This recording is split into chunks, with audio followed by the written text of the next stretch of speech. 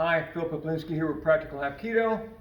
Sorry I haven't seen you since the ending of 2023, but you know, holidays and junk and crap, and so it's over. We're back to working and getting back to our normal selves.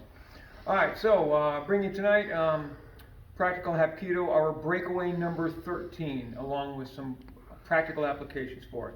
So again, in Hapkido's grand fashion, we start with a grab of some sort. One of the first things I'm going to do is something called counter grabbing. Right now he's grabbing me. If I were to roll over and do this, now I've counter grabbed him. We got the same grab going on in both cases. So I'm going to counter grab, I'm going to step in, and I'm either going to strike the throat or I'm going to latch on to it. We'll talk about both of them. But when I step in, I'm stepping to a place of base. Remember we've talked about basing? That's where I'm holding something against my body. It's base. If it's out here, I don't have any control over it whatsoever. You can take it back and manipulate me to some degree. When I step to this and this is base, I have it now. He moves my body a bit, but I've got this. So I counter grab, I step in and either strike. With the strike, it's pretty simple. I can hit the chest and just ride that roadmap up to the trachea. And this doesn't take much to cause somebody to start gagging. And you start threatening airway, and your attacker suddenly starts to change their concept and no longer really thinking of attacking. They're trying to survive and figure out where their oxygen is going to be coming from. So counter grab and striking is one option. The next option is to counter grab and latch.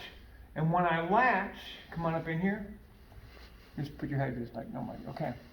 Right here, you can kind of see a faint line anatomically. I'm going to take my thumb tip right here in this triangle area, and I'm going to go straight up into it until I have no more space, and then this hand curls back here. I'm almost on the back of his neck here. So I'm getting deep here and then reach all the way around here. At this point, all I do is this. Okay? Up, tip of the finger up, latch, and then there it is. You've got to be cautious with this because I'm affecting the carotid artery considerably here when I start applying that pressure. Us in America, people over 40, we got plaque in our arteries and stuff like that. And the last thing you need to do is bust a little piece of plaque loose and stroke somebody out. Okay? Now, we did that from a grab. Do I have to do that from a grab? No. I can come in here and I'll come straight, like I'll latch onto this and I can latch and take him straight up against the wall, pin him up against the wall. Maybe we're dealing with some little skinny 14-year-old or something like that. Needs to be taught a lesson, so you pin him up against the wall and give him a little talking to. Right? Still basing something like this. Or, he's bringing something like, I just come in and strike. Just give him a good hit. Boom, I don't have to worry about him for a second or two. And if you don't believe me, do that to your partner. Sign a waiver first. Do that to your partner and see if they don't start gagging a bit.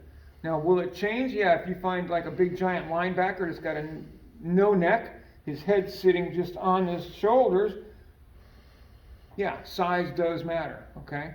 So anyway, that's breakaway number 13, chokes. If you go on the internet and look for Las Vegas cop choke slam, this Las Vegas state trooper does just that. He's talking to this guy. The guy won't get his hands out of his pocket.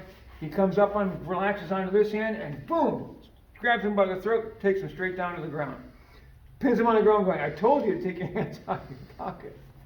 It's a thing of beauty. Look it up. It's wonderful. You'll see it. So anyway, breakaway 13, Phil Poplinski, Practical Hapkido, train smart, train hard.